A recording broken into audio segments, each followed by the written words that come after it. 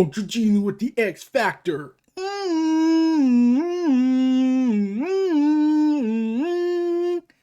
Okay, yeah, I had to do the obligatory WWF cameo reference of the X Factor group.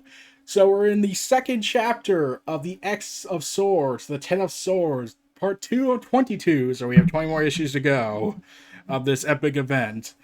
And this is on the X Factor issue, which concentrates, well, on the X Factors, since they're the team that focuses on the Resurrection Protocol and also does investigative work. So, yeah, this is a very essential event part, so this helps paint more of the stakes raised in this. So, let's get right into this. Rest in power, Chadwick Boseman. And, as you can tell, I had gotten the Alex Ross Timeless variant cover. Hooray! Beautiful artwork of Angel. We cut to Krakoa, where everyone is trying to escape from the disaster that happened.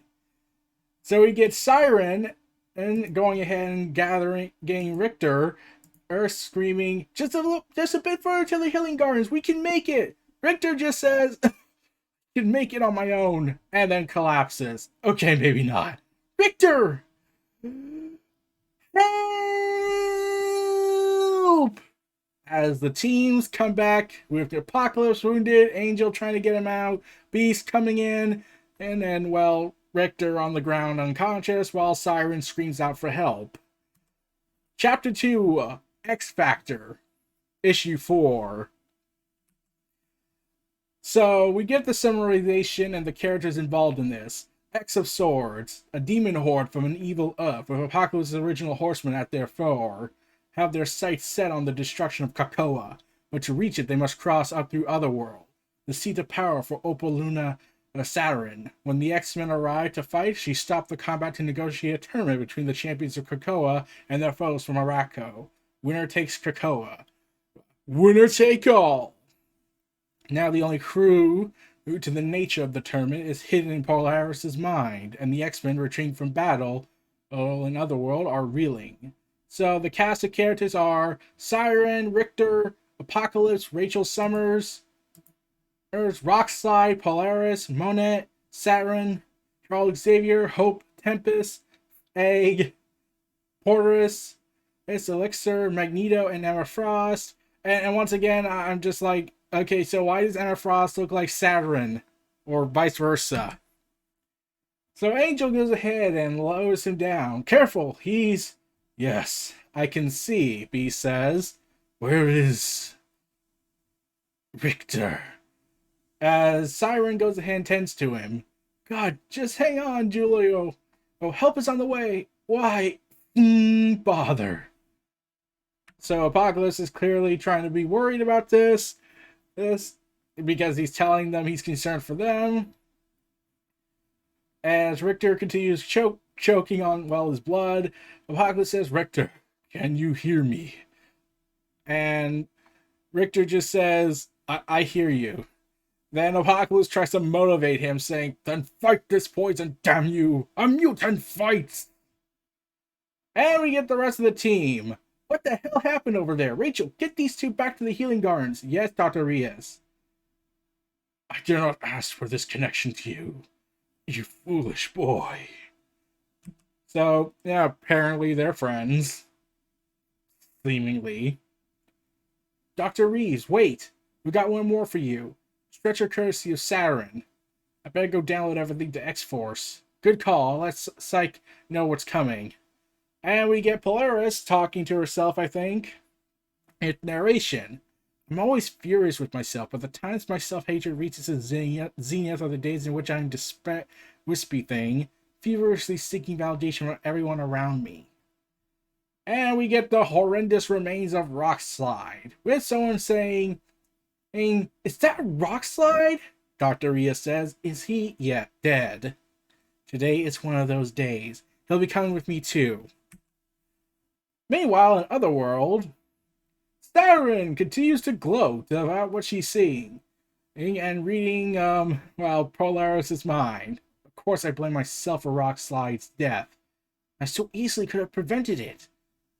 And Saturn just says, stop wallowing and go find the rabbit hole, little bunny. referencing Alice in Wonderland. And then Sauron continues to narrate, continues speaking. Both Araco and Krakoa have their oracles in play. Now all we must do is wait for them to figure out. If the oracles succeed, of course. But in the meantime, let us ensure there will be no further trespasses upon Otherworld. And she destroys the external gate, stating that it will remain shut until further notice. And sure enough, this completely pisses off Krakoa, because Krakoa didn't want the gate destroyed. Polaris is struck by psionic powers.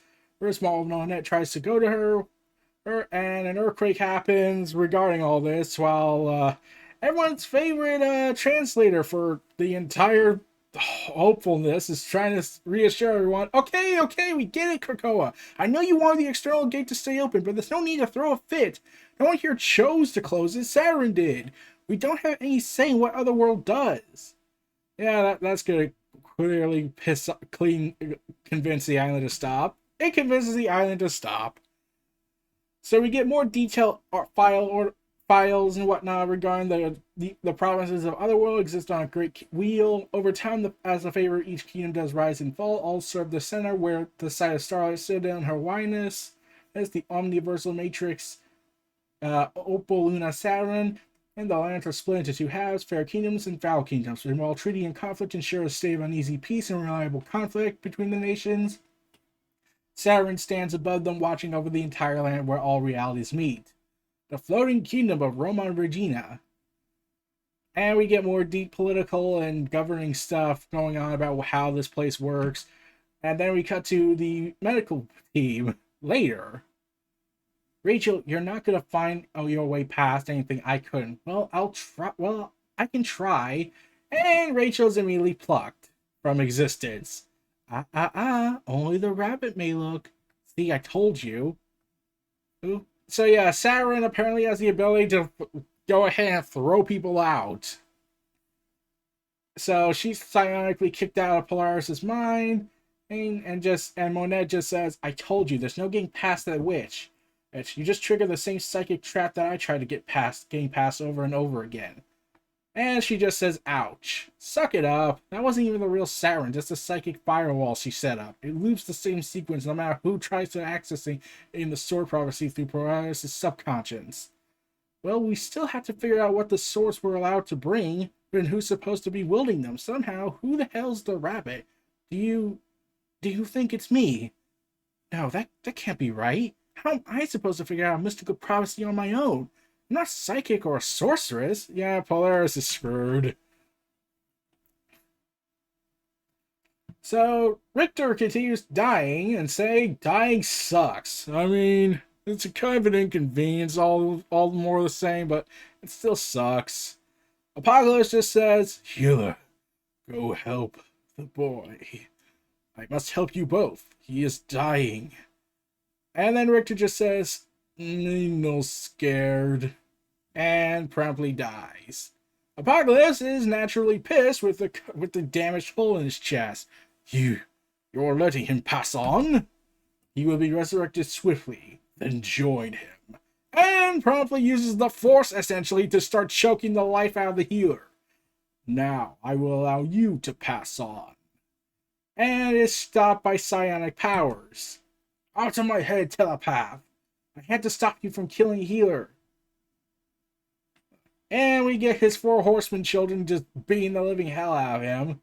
Were I not already hobbled by these poisoned blades of the horsemen, you would never be able to reach inside my mind. Maybe not. But here I am. Get out. I gotta say, you've made a very interesting choice in the visual presentation of my voice in your head. Out! And as he screams more to tell him to leave his mind, and Dr. Rias just says, Rachel, what did you do? I don't know. He just kicked me out of his head. He was stabilized and trying to murder Healer. So we get more government information. This time the Holy Republic of Fae, and we all know how that is. The Arbor Magna Hatchery. Hope, will you please finish up here? I sense a visitor. What is it, child? Your mind sounds like a siren. And Polaris is currently in her self-doubt phase. I could have stopped with that sword with a single thought. I might as well have killed Rockslide with my bare hands. When Santo is resurrected, I will apologize to him. What is the resurrection queue protocols for casualties of war? There's no precedent to establish those protocols yet. Why do you ask? Show them. And we sure, of course, see the bloody crusade that occurred, with Xavier saying, "Dear God, it was all a trap." Gasp! Precedent indeed. Yes, of course. We begin the creation of new Richter and Rockslide husks immediately and have them resurrected within the hour. Wait, is that wise? We've never worked that fast before. I'm aware, and I understand that such an abbreviated schedule appears daunting. I'm requesting that you please try. We must simply adapt in times of war. All right, Professor. We'll do our best. I don't know. Don't be nervous. We can do this, because this is what we do. We can create life! And sure enough, Hope, one of the characters says, "Hope, you were right. We did it." And we see the husks of Rockslide and Richter. Charles Xavier brings back the mind of Richter and says, "You look well, Richter." "I look naked." I mean, like, I was just killed and everything, but I know I'm supposed to care about that more. But I'm kind of not wanting to be exposed in public. How did I die? I only remember. How long was it even out? Polaris witnessed your demise. Hope will use this to help supply the time and following your last cerebral backup. There is quite a lot for you to catch up on, I'm afraid. And now he turns to Rockslide, saying, "It's time for you to come back to us, dear boy." And he's shocked, and there's something wrong with Cerebro. With Rockslide saying very loosely, "What's wrong, Professor?" And Hope is knocked out. The five are knocked out as Polaris screams out her name, Hope. And then we cut to a very interesting sequence in this. So we get the cradles of the helmets of a Cerebro. House of M, the Summer House, the Pointy, and this is the most shocking, interesting part. Cradle number 4, Mora's No Place, where Mora Matagrit's at. So yeah, so ever since Powers of 10, where we last saw her, she's just been hanging out in No Place. I'm pretty sure she's gonna go crazy. I mean, like, she did die like 9 times, and this is her 9th life. So I think it stands to reason that she probably is kind of used to being isolated. I mean, like, she does wake up upon death back in the womb and can remember every moment of it. And Professor Xavier is knocked out. Meanwhile, yeah, Rockslide's kind of falling apart. Polaris just screams out, "No, no, no! Oh God, something's happening to Rockslide. Just hold on, it will be okay. Everything will be okay." Rockslide just says, "I feel fine." And the five reawaken, and wondering what the hell happened. And Hope just says, I cannot feel. Our connection is offline. How? What's happening?" "He's not waking up. I can't heal him. Something's wrong." Polaris just screams out, "I'm sorry. I'm sorry. I'm sorry. Rockslide, I am so sorry," as he turns into nothing but piles and piles of rock. And one of the members of the five scream out, "This is our fault. We did this. We fucked up." "But how? The eggs took the correct genetic seed, so it couldn't have been Paredes, and the husks were aged perfectly, which means and thought it was me? I did this! Oh God, then we had to destroy the eggs. The whole batch could be tainted. Josh, can you..." "Yeah, yes." So Josh promptly destroys the eggs as Polaris realizes, You're not Rockslide." "I'm sorry, Josh. It's fine. We had to do this." And Xavier reawakens as as the five get their connection back online. And as Richter tends to say, What is... Oh dear Lord, no. No! The eggs! No, this simply can't be! Why have all the eggs been destroyed? What have you done? What have you done? That is not Rockslide. Santo? Who is Santo?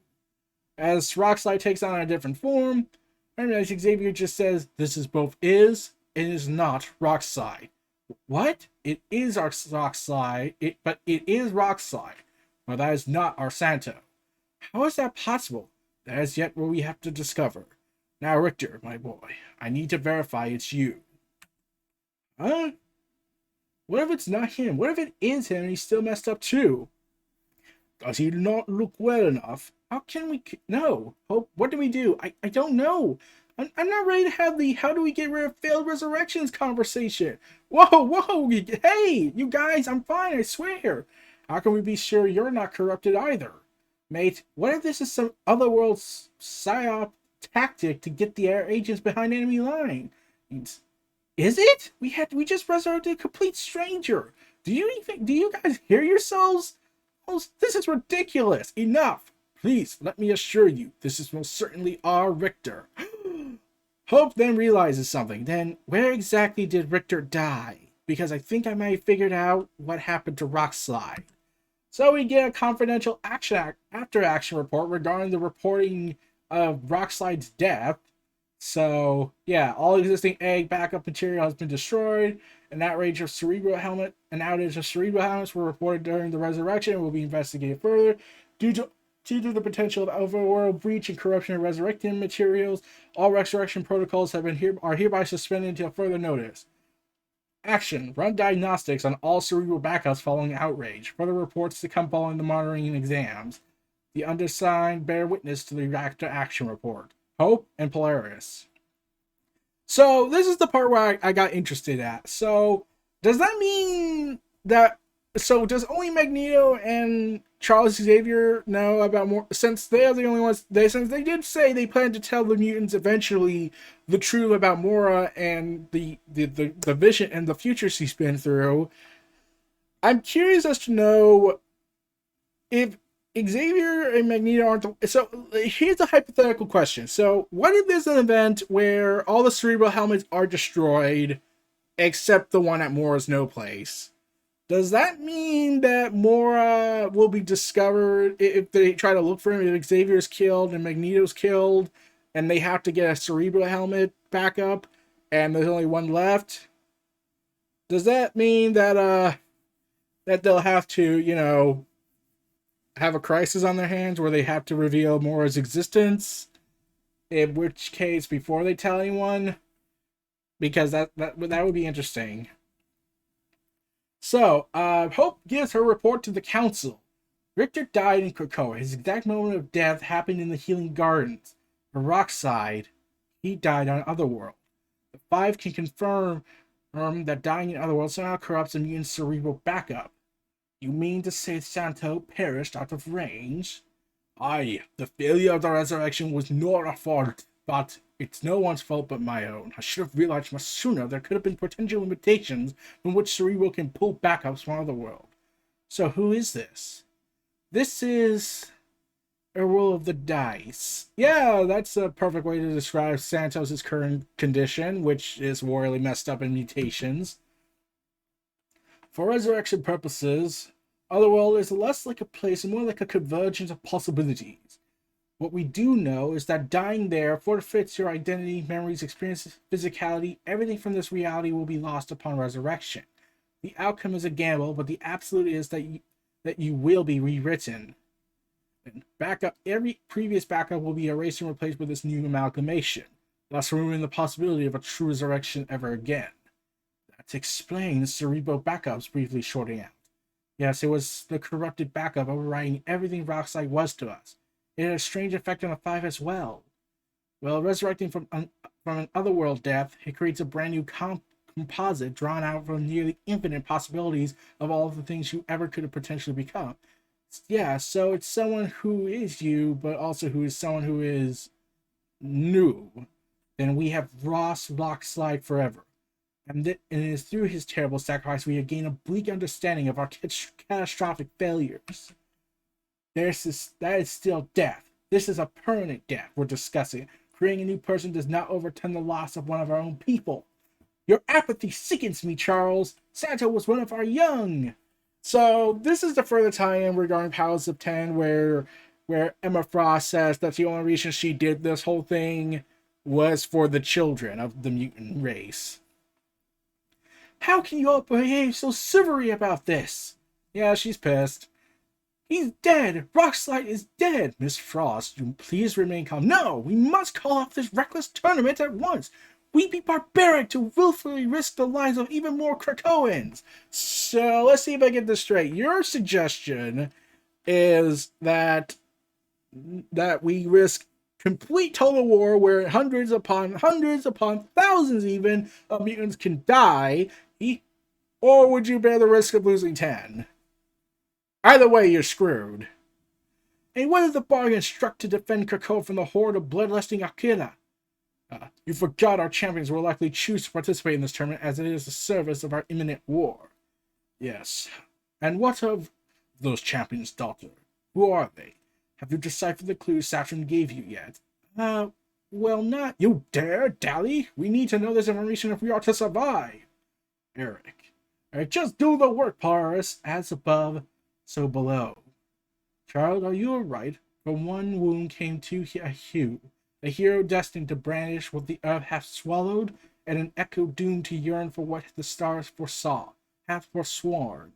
Lost Sola an edge gained, and a lone wanderer returns to a forge left ablaze.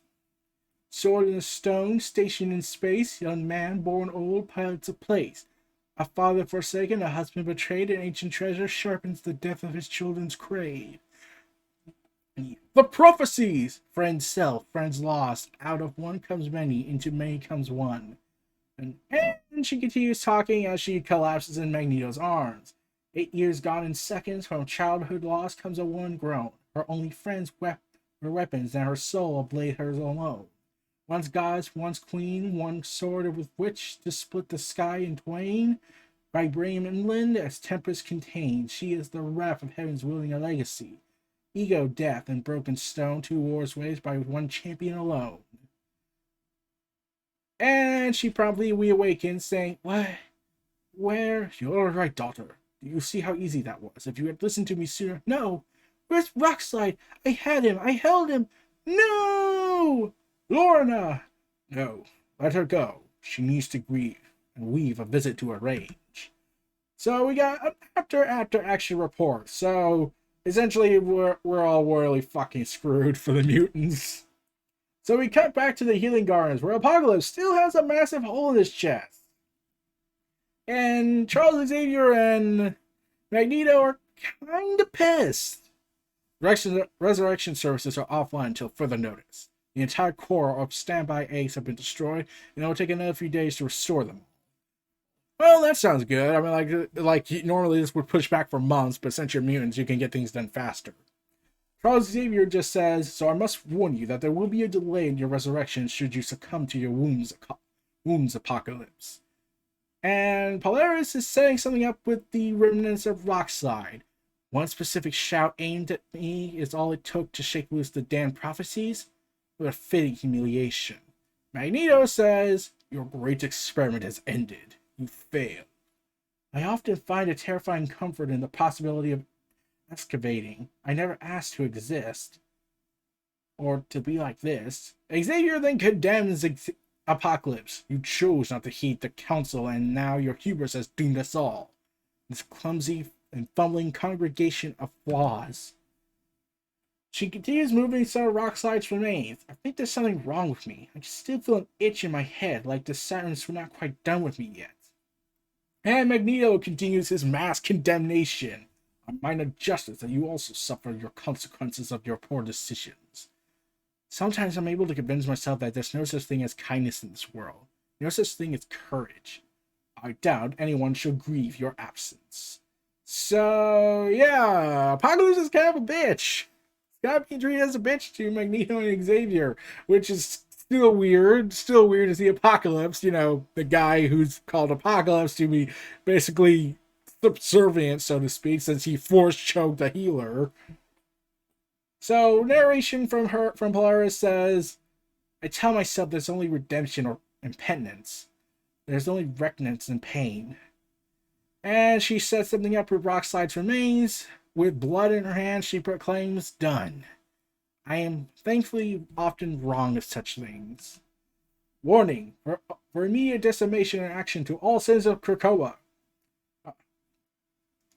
Effective immediately, the Council has declared a ban on all unauthorized travel to and from the following gates. External Gate, Avalon Gate, any previously unnamed gate leading to Otherworld. If you find yourself within Otherworld for any reason, please operate with extreme caution. Resurrection protocols cannot be guaranteed while following a fatal injury in Otherworld. While in Otherworld, proceed with utmost caution. Prioritize return to Krakoa through the nearest gate. Do not travel to Otherworld without the express Council permission. Violation can result in final death. The Council of Krakoa thanks you for your service. So we cut to the hatchery. Where the rest of Rockslide's remains go? I'm so desperate to make my father proud. I'm also unfortunately often desperate to thoroughly demilitarize. And we cut to this garden area with a special runes ritual. This is the real clue that Saturn left me. It's the tournament key, a casting circle. As champions retrieve their swords, they return here to position within the circle. When each of these symbols is touching its corresponding sword at the same time, then this opens our tournament portal.